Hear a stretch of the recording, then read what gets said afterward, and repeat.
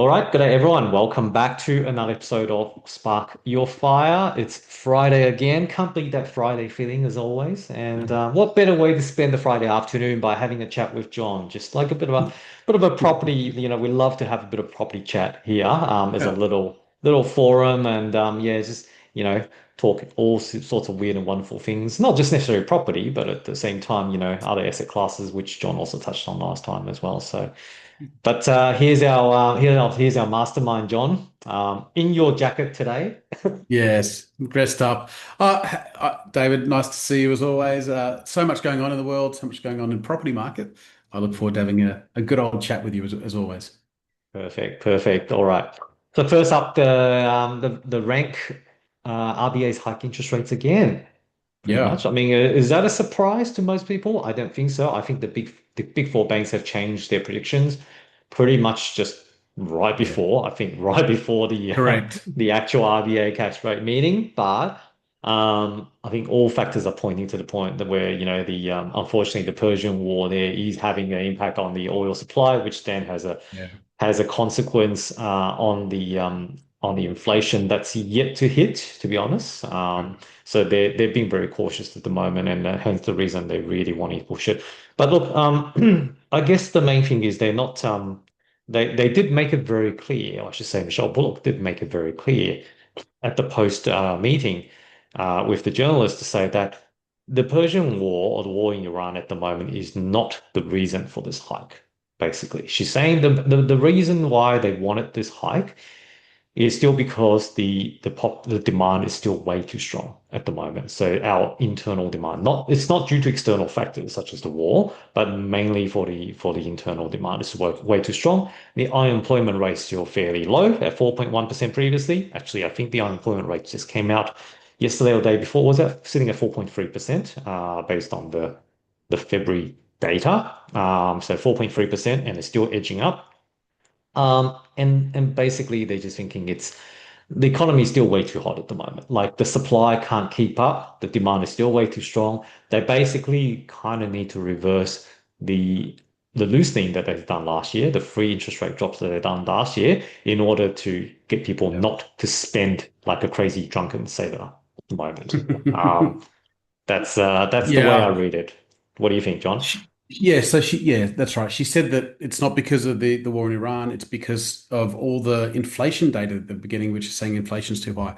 It's Mm, true. I would say that there is too much spending. I mean, I'm like an old classical Austrian economics guy, so I don't really believe in the Keynesian nonsense about demand because an Austrian economist would say there's always too much demand because if you've ever been shopping with my wife, you know that demand is never the problem, right? It's always supply and the amount of currency in the economy, but so it's never demand. But yes, there's too much spending.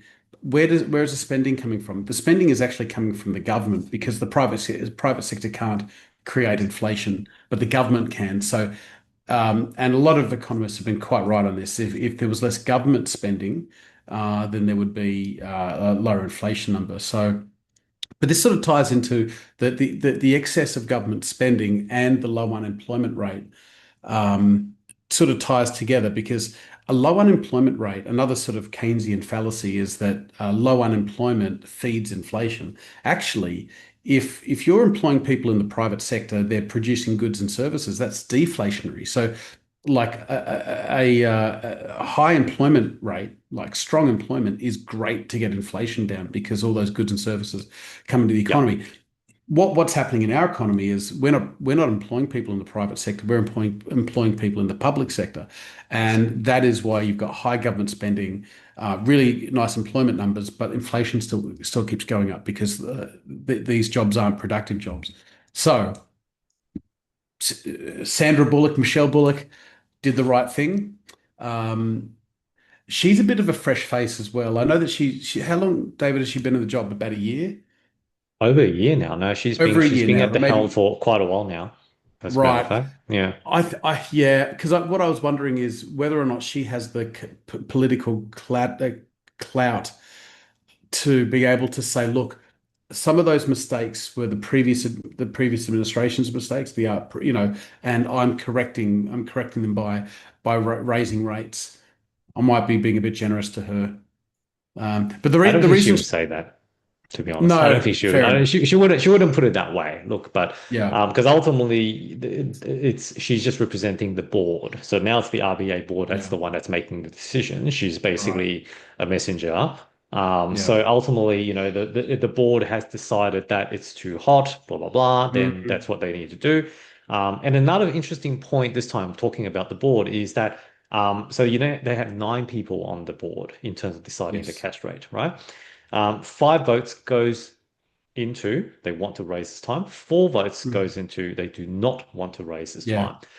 But the ultimate direction, in other words, it's not a question of whether to raise rate or not. It's just a matter of when. So the 4 votes that Right. kind of said, we just want to pause. We want to see a bit more data because, we literally just raised rates in February. It's transient in terms of there's a bit of a delay in terms of the impact on that rate and in that rise. Mm, So therefore, they want to see a bit more data for it to come out before they decide to go, let's just pull the trigger again. But the other 5 people on the board obviously doesn't agree with that. It's for, it's way too hot now. We need to take action now. So, but it's probably the closest it has ever been because beforehand it was always been like, yep, everyone's kind of agreed that yes, we need to raise or we need to reduce the rates. This time it's such a close call, 5-4, and yeah, they decided to. This is, I guess, to pull the trigger this time, just as a safety measure. yeah. Yeah. I hate high interest rates. I'm a real estate guy, which means I'm a debt guy as well. We all have So debt, yes. I wish it wasn't. I wish it wasn't so. But there are look a lot of the criticism. There were a lot of people criticizing the Fed and the RBA. Like the most famous guy, obviously, was Peter Schiff. He was saying that the Fed shouldn't be cutting because the gold price is saying that we're already too loose. I mean, if you've got the gold price doubling in like 18 months. Yeah. What it's telling you is that your interest rate is too low. And that's what Alan Greenspan used to say. He goes, I watch the gold price to tell me if I'm too tight or too Mm, loose. Gold mm. price was saying, we're way too loose. Gold price doubled in a year or two. And so, that's the free market's way of saying that global central banks had interest rates wrong. Wrong was the gold Mm. price. So, yeah, unfortunately, we're going to need to rein that in, put the fire out, and if they want to start cutting rates again, they can. I kind of feel like the economy is a bit fragile anyway, It's very and fragile. I think we said at the beginning of the year there'll be some like in December or January of this year that there'd be some rate rises, but actually, I was sort of saying that by the end of the year the patient might be so sick they might be cutting again, but it feels like maybe it's too early to stake my claim on that particular pattern. I guess But the caveat on that is because yeah, of the Persian War. At the time when you correct. make that statement, that wasn't there, right? So, if Mm, assuming that the oil prices didn't go berserk like what they are doing at the moment, and yeah. yeah, so then probably wouldn't have speed up the inflation so quickly to the point where Mm, everyone had to rush and change that increased trajectory. Because yeah, at the start of the year, I think everyone's pretty much thinking maybe another one or two. That's pretty much it yeah. in order to tame Mm, inflation. mm, But now it's not the case because we just had that Persian War as a special catalyst, which is yeah. unfortunate, but I guess what can we do? Another interesting observation, John, which I thought I'll share here as well, is during that meeting, one of the journalists actually asked, I guess one of the questions that a lot of people had in their mind. So they asked the Michelle Bullock as to are you willing to take the economy to recession in order to bring down inflation? And her answer basically saying, look, we certainly don't want to take the economy down to recession, but if we need to, then I think we will. So, I think it shows the determination that the board and the RBA is definitely putting the priority on taming inflation as opposed to getting economy under control. As you said, economy right now is pretty much like a sick patient. It's Mm, it's it's not doing too well. We're borderlining that going into very sick type of situation. Any further rate rises could easily put it into a bit of a CPR type of situation if need be. But I guess what she's alluding to is if that's what we have to do, that's what we have to do. yeah. We need to get inflation down under control, and that is the primary objective. Yes. Yeah, and she's right. She's right. I mean, I hate saying central bankers are right, but she's right. Like it actually inflation kills economies. Inflation, if inflation is the poison, right? So Mm, economies get taken down by persistent periods of inflation, um, and by putting rates up, she's mitigating that. So she's right. She's right. I mean, putting the rates because when she say you'll crash the economy. That's only, I mean, that's true, but it's sort of like that old Warren Buffett saying that when the tide goes out, you see he's been swimming naked. I mean, the people who get hurt by higher rates are the people who were swimming naked. They're the people who over leveraged but it's classic Austrian economic theory, but it's the people who over leveraged under the false narrative that there was so much abundance when they were cutting rates that they took too much debt when they're cutting rates, but that was always a fallacy, and so that they have to get their comeuppance. So a lot of people in the real estate market, in other words, who overinvested and over leveraged. And the only way to make the patient better is to let that happen, unfortunately. It's like going to a party and drinking from the spiked punch bowl of low interest rates.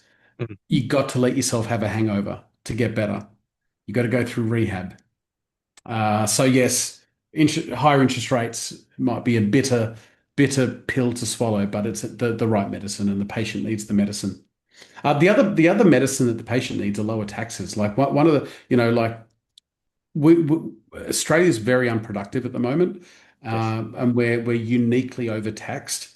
Like it's strange to you put our tax burden against all other countries, and we're uniquely overtaxed, even more than the UK. So we don't need lower interest rates, but we do need lower taxes, and contrary to popular belief, lower taxes will lead to sort of fairer distributions of wealth and so on. So topic for another time. Yeah, but we don't need lower Well, interest rates. I don't think the government's going to be looking at lowering taxes, No. unfortunately, because yeah, they've got a budget deficit to fill. So at the moment, it's actually the other way around. They're trying to Yeah. grab everything that they can, right? So hence the reason all the noise talk about, CGT discounts and abolishing negative gearing or limiting that to a degree. But anyway, yeah, like you said, Another topic for time. another day. All right, shall we do a quick update in terms of what we're seeing at the moment, in terms of the Yeah. market, John? I guess what's been happening around Sydney? What are you seeing? Yeah, so I'm still fairly active in the market on behalf of clients, which is good. It's definitely been a Mm, slow start to the year, slower mhm. start than say the last couple of years. So that's okay. I've seen cycles before, and this is Yep. like a softer cycle. So I'm cool with it. Um, I'm seeing a lot of price revisions coming down, but I'm actually still, and I'm still seeing like I'm still seeing things sell. I'm seeing busy open for inspections. I'm mainly active in the lower North Shore and the inner West at the moment, and they're still busy. But I'm regularly seeing things pass in. I'm Yep. regularly seeing price guides be adjusted down. So it's Yep. definitely the prices are coming down. And Yep. my clients at the moment are licking their chops, saying, yeah, like one client was saying to me yesterday, I've never got the timing right in my life. My timing's always been off. But it's happening to me. I'm getting the timing right. So we'll get some good outcomes there. I had an interesting deal a couple of weeks ago, which was for like a CBD apartment, and it was to this guy was the property went way over the comparables. It went way over we actually didn't buy it, but the property went way over the comparables for like a CBD two-bedroom apartment. And I remember thinking, this is not the narrative. The narrative is that this type of property product in particular is getting slaughtered, and it didn't. So that Why was do you think that was the interesting. Like, case? Why do you think that was the case? What's so unique well, about that? there was nothing unique about it. There was nothing unique Yeah. about the property. But like what the CBD apartments are not a product that I buy for people, but I was asked to sort of insert to help. And Sure. the yield was 6.6% for a two-bedroom unit. So the price was quite low and the rent was Okay. quite high. And I think Yeah. there's a place for that sort of property in Yeah. a property Right. portfolio. If you're going to make 6.5% on a Sydney apartment, It's like the yield is telling you that it was quite cheap, even though the comparables would never have put it at Mm, that price. mm, So it was that was an interesting outcome. That also shows you that there's some life in the market yet. Like there are a lot of scavengers that come out and they get good deals in times like this. So yeah, there's some savvy buying. I mean, I wouldn't call an inner city apartment savvy buying, but great yield, great yield. I think that's one of the main thing at the moment. I think with the rising interest rates, everyone's looking for cash flow.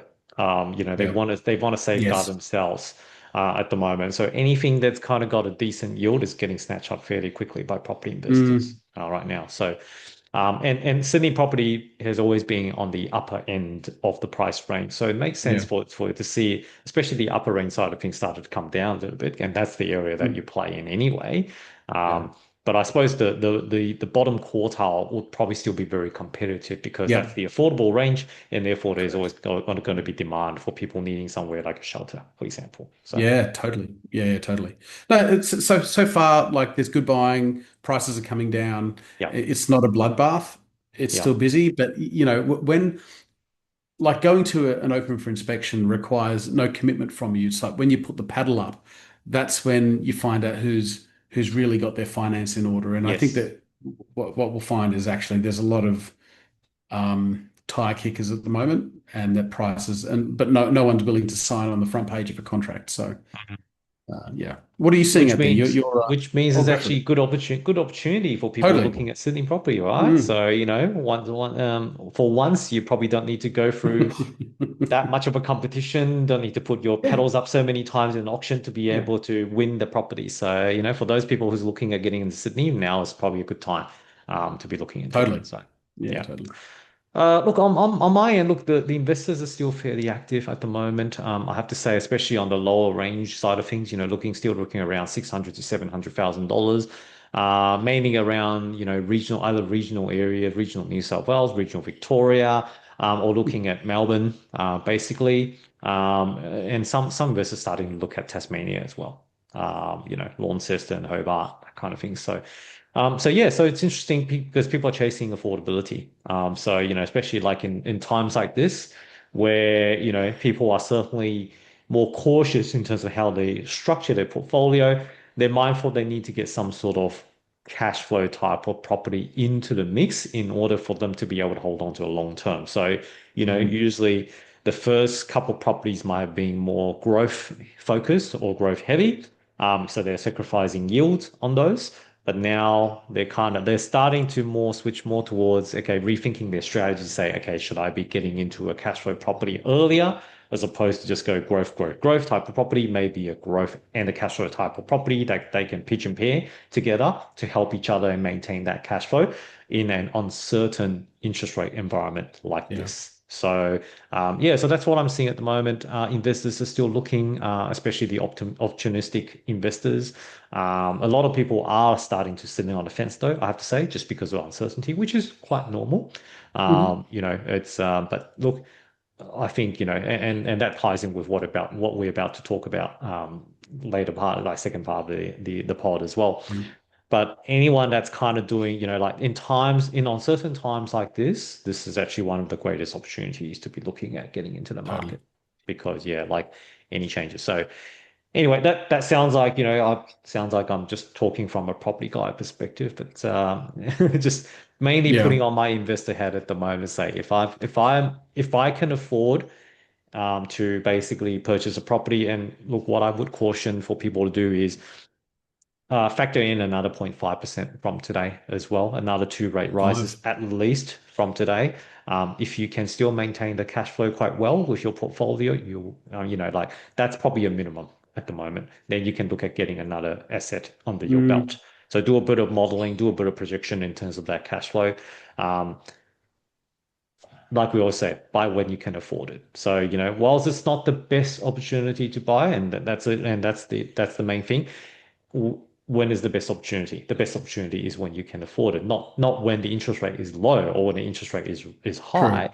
It's about when you can afford it and when you can actually buy another property and put it into your portfolio, and when you can still maintain that cash flow without impacting your lifestyle, that'll be the right time. So Yeah, so that's what I always say to my clients, basically, in terms of the current Yeah. living environment. And just to add a footnote to that, one of the reasons why you can't wait for the perfect time is because we, unlike the market, we as individuals have a life expectancy. I think we've talked about Yeah. this before. Mm. So, you're only going to be attractive to the bank for so long. And if you decide to wait 2 years or 3 years for the perfect time to buy, it Yep. might be a better time to buy, but you'll also be 3 years less attractive to the bank because Yes. your working life just shrunk by 3 years. So as much as we would love to get our timing right, you don't have that. That is a luxury that individuals with life expectancies and working lives have. You just got to get in when the bank likes you and when you've got the most amount of time with the longest amount of income to pay back whatever loan you get. So feeds in nicely, but don't worry too much about cycles because just worry about your income. Yep. Okay, all right. Well, I think that's shall we talk about, I guess, the main topic for Yeah. today, which is the 18-year cycle. You're a big believer of this. And funny enough, I guess just before we jump on the pod, John and I dug out one of those first presentations that we did actually in person. That was before COVID as well. Back in March 2020, when we actually had our first in-person seminar. Um, where we held in a CBD office, and then we actually ran through, Yes. I guess, John's buying tips and investment philosophy, and I Mm. touched on some of the mortgages and strategies and all that kind of stuff. So, but all those slides back in that time is still valid, especially when we look at considering the 18-year cycle, which John, I think will get you to bring up Yeah. that slide, and we picked the two out of those because those two are really valid for today's conversation. Um, but I guess while you're doing that, John, can you give our listeners just a very, very high level rundown in terms of what the 18-year cycle is? Yeah. Well, let me share the screen while I do Yeah, I'll that. get you to share the screen and then we'll get you to talk about the narratives of that. So this is certainly not our theory. This is a well-trodden theory. You go onto the internet and it would have something like this. I remember putting the dates on this myself back in. This is a presentation from March 2020, as we discussed. I think it was like a week into or a week before the first lockdown. I think I think it was a couple of days after the first lockdown, or maybe that was That's from April. memory. You know Yeah, what? no, I think it was after. It was after. Yeah. I vaguely remember it was on April Fool's Day, which is the 1st of April. So anyway, uh, so the 18 or 18.5 year property cycle is just it's just a hypothesis about land cycles and the data sort of in sort of industrialized economies like the Netherlands and the United States and England. Records go back to about 1800. And what some of these economists noticed was that real estate follows a fairly predictable 18 and a half year property cycle. And there are two phases to the property cycle. One is a kind of a mild growth phase called this recovery phase, Yep, um, followed by about a 1 year to 18 month mid cycle dip, followed by this period of 7 years of what they call an explosive phase. Now, the last 2 years of the explosive phase, which is not represented on here, but the last 2 years of this explosive phase is what they call the winner's curse. It is the time when it goes really vertical, and the worst time to buy because it's the most frantic time in the property market. But broadly speaking, it's part of a 7 year explosive phase, and then finally there's a 4 year consolidation or a recession phase. Now the 4 years, so while you have a quick bounce back in this mid dip cycle, the final phase is like I think 2008 to 2012, where there were all these false starts, but essentially it went sideways for 4 years and in some sort of a credit liquidation type of event. Like everyone got over leveraged in the explosive phase, and the recessionary phase is when that debt gets liquidated, and it's a bit painful. But it takes about 4 years. And at the end of the 4 years, if you can imagine the end of 2008 to 2012, the cycle starts again. So we are kind of just at the beginning of this recessionary phase according to the cycle. Thoughts, David? Anything you'd like to add as a footnote? I remember at that point in time, I was a little skeptical about this, to be honest, because I was thinking, what is really going to drive that explosive phase between 2020 to about Mm, 2026, right? But now, actually sitting here in 2020, in March 2026, we're literally at the turning point from the explosive phase, moving more towards the recession phase. It's scary because if you look at the current trigger in terms of what could cause that recession phase, including a lot of things that we just spoke about, the uncertainty about the Persian War, the uncertainty mm, about how many interest rate rises there is to come, the uncertainty about the economy of our current economy state, yeah, and the fact that the RBA is willing to basically put the economy into recession in order to be able to get inflation under control. That means yeah, there's going to be a lot of pain to come, and that pain is going to get translated into property prices to a degree. So initially I thought 2020, sitting there 2020, listening to seminar, obviously it makes sense, John's philosophy, and this is not John's philosophy. This is a mm, well-known philosophy, but John basically explained it very well. I thought it all makes sense.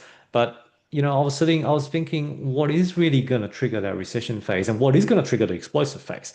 The explosive phase was, and then straight away not long after that seminar, we went to lockdown, COVID then started. And then, they basically started turning on money printing machine, interest rate goes yeah, down to 0%.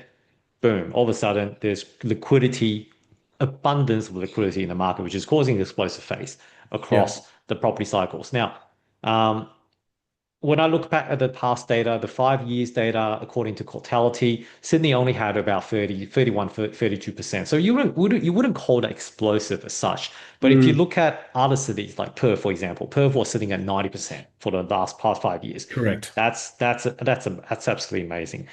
We've got Brisbane sitting at about 86 point something percent.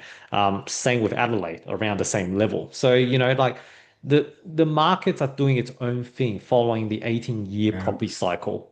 And Sydney, to a degree, it's the highest property price out of the whole cities. So even though it's a 30%, but that's still considered to be quite expensive just based on what we have seen in the last couple of years. Okay. So, but in general, it all follows that trend. And now in 2026, I guess different markets follow different trends, but for Sydney, I think that's definitely looking at a turning point for Sydney now, moving more towards the recession phase with everything else. However, that may not be the case for a lot of other cities. Like Brisbane is still upgoing because at the moment, we've got the upcoming Olympics that's yet to come as well. So there's still some good infrastructure spent to be done there. Um, Perth, I think at the moment is going through a second wind again at the moment because just the supply shortage, people just can't keep up basically in terms of the housing supply.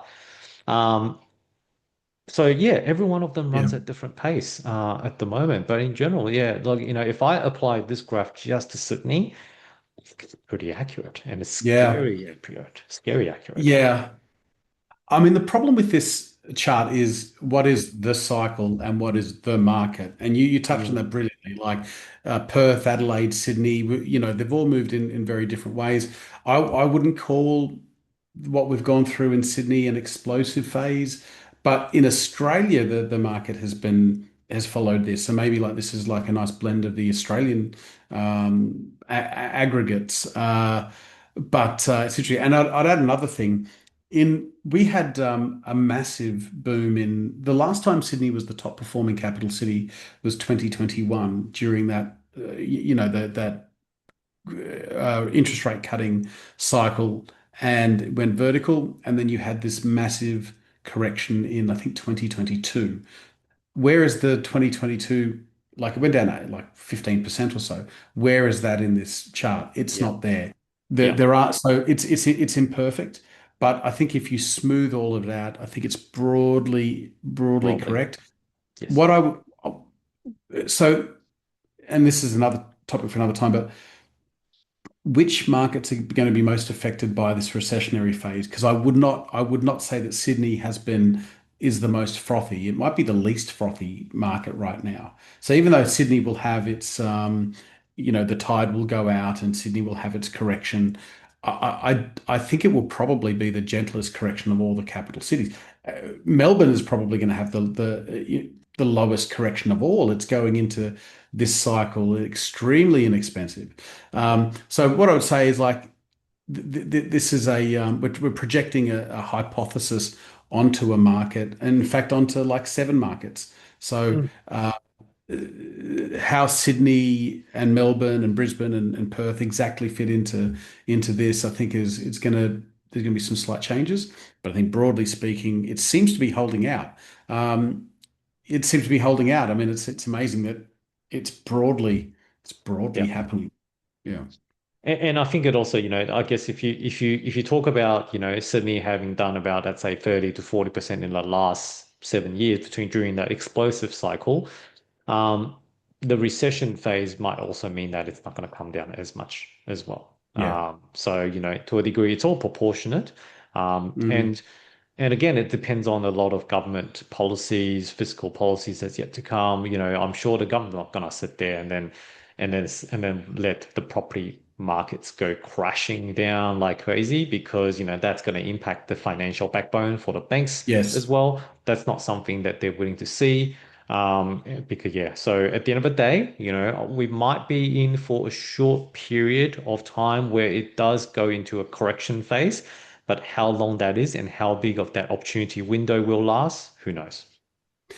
And if I can just pick up on that uh, because this is another slide in our Mm. 20 March 2020 or April Fool's Day 2020 um, slide, and I have a separate video on this. Is that it was called something like Sydney or Property Loves a Recession. So here is like this goes up to obviously 2020, Yeah, and there's more data on this, but it has the recessions plotted.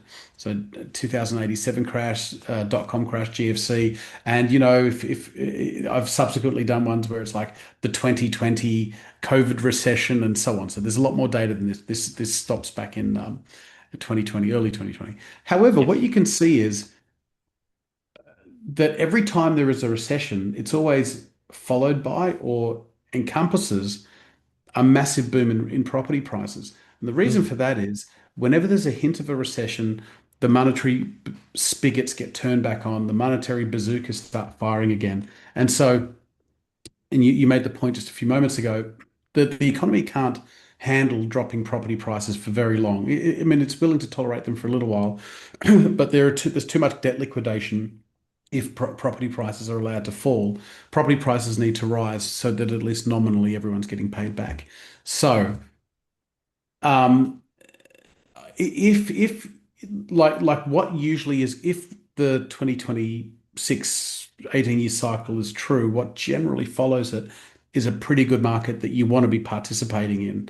So just hold on to your hat for a little bit. I mean, even if I look at the GFC, the 2008 crash, I mean, it was lumpy and it dragged on for a couple of years, but like you weren't losing tons of money. And one thing I definitely remember is the rents were going up during the GFC, even if property prices weren't. So um, hold on.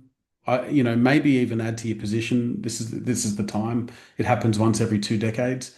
yeah. So yeah, have a chat to your broker, have a chat to your team to see what's right for you, and consult. Reconnect with your objectives. But by definition, the 18-year cycle doesn't happen very often. It's these opportunities that you should be taking advantage of. No, absolutely. I think, yeah, people need to keep an open mind because look, at the moment it's all negativity news. And it's quite normal for people to because look, bad news sells. Like we all know that, right? Basically. So that's what media has to kind of do. Yeah, And there's a lot of headwinds in terms of, I guess, where property prices are going. But looking at the past history, under these kind of key events, now if we plot out COVID, it'll be pretty similar. Basically, there'll be a bit of a flat line, a bit of a drop, and yeah, then it starts going up again, right? So, mhm, the history seemed to repeat by itself, is essentially what we're seeing. So yeah, it is going to be a short period of correction, and but ultimately it's still going to continue to go back up, and that's mainly for quite a number of reasons, but mainly due to the supply yeah. shortages. We Mm, don't have enough people to be able to build houses. I think the approval rates has been incredibly low in terms of new builds. So there's simply not enough new dwellings or dwellings to be able to give people even just a basic shelter above their head. So um, that's not going to get solved in the next couple of years. It's a long-term fundamental issue, which means, Yeah. unfortunately, the property prices will continue to go up as part of inflation mechanism, as part of supply shortages, and the rental prices are going to continue to go up because there's just not going to be enough properties for people to rent as well. So Mm, that is going to be the ultimate trend, and that's the reason why I think none of the banks, even though their prediction rate's terrible, none of the banks yeah. kind of predicting that it's going to be a massive 10-20% crash this year. They're going to see more of a softer correction, maybe for Sydney prices, a couple percentage points. But that's pretty much it. So Yeah. it's like a bit I of a dip. agree. I agree. And with property, there's the data is so opaque and there's such a lag that you don't know you're out of the price dip until it's already happened. So Yes. um, yeah, Hmm. yes, yes, yes. Okay. Interesting. Yeah. Yeah, no. I thought that was something that I just thought, this is a very interesting point, especially when we look back at the slide that we had, right? This deck is done back in March 2020, and that 18-year hypothesis cycle basically pretty accurately predicted that Yeah. 2026 is going to be the year where it starts to turn. And here we are actually at the turning point with the Persian War, with the interest rate continuing to go up, with so many uncertainty things that, property markets started to take a little bit of turn. So, um, it might be the start for a bit of correction cycle ahead of you, but smart investors, I would say, take this opportunity. Um, as they say, any uncertainty is actually the best time to be looking for opportunity at this point. Yeah. So, be ready for anything that's up to come. Just like, during COVID period, I think the stock market crashed, like S&P 500 crashed like big time, and you're able to pick up a lot of good stocks at that point in time. And then that was only a very short period of window. And then after that, it starts to skyrocket again. So, yeah, Just that's what we take out of this. John. Yeah, and just to make one other small observation, and it was an observation we made at the time, Yeah. but post 2008, the amount of volatility in the property market is staggering. I mean, again, if we Yes. push this out from 2020 or this ends in 2019 out to 2026, you'd see it even more. Like there are look at all those V-shaped recoveries. It's all still Mm, moving higher, but yes. in between this kind of broad averaging out of higher property prices going up at 6 or 7% a year, whatever it is, it's actually littered with all these little crashes. And so the reason for that is that the rates have been too low, volatility has been too high, but it actually hasn't changed the fundamental workings of the market, which is that over time property prices are going up at 5, 6, 7% a year. It's just Yeah. happening in a really volatile way. So if you're wanting to participate as an investor in the property market, you just got to get used to there is a lot more volatility in the market than there used to be because we have had rates too low, and that'll probably come back at some stage. And a lot Anyway, more liquidity and a lot more too liquidity much in the liquidity. market Yeah, as well. yeah, Yes. yeah, yeah, yeah. Cool. No, thank you, John. Thanks for sharing this. And I think, the 18-year hypothesis, 18-year cycle is always a fascinating one. Mm, It's something to watch for in the next couple of years to see how it actually pans out. Who knows? We may not necessarily go into an actual recession phase, or it might just be a small dip. Or if really everything starts crashing and burning, then of course, Sydney property prices will be correcting themselves. But it's really challenging to see that, I have to say, mm. just in our Australia market. So, but anyway, I mean, we plan for the worst, but we hope for the best. Yeah, yeah, yeah. And real estate's a pretty safe investment at the end of the day. It's what do I say? Land, they're not making it anymore. I mean, you can't expect returns with a straight line, but it's the sort of thing that has permanent economic value. Like it's Yes. not gonna it's not like you're buying XRP and it might go to zero, it might not. Like real estate is always valuable. Yeah. Everyone needs a shelter above their head at some point in time. That's for sure. So awesome. All right. Well, thanks, John. Look, that's pretty much all I want to cover today. So thank you, listeners, for joining us. And we hope you have a wonderful weekend. And we'll see you guys again in another episode of Spark Your Fire. John and David.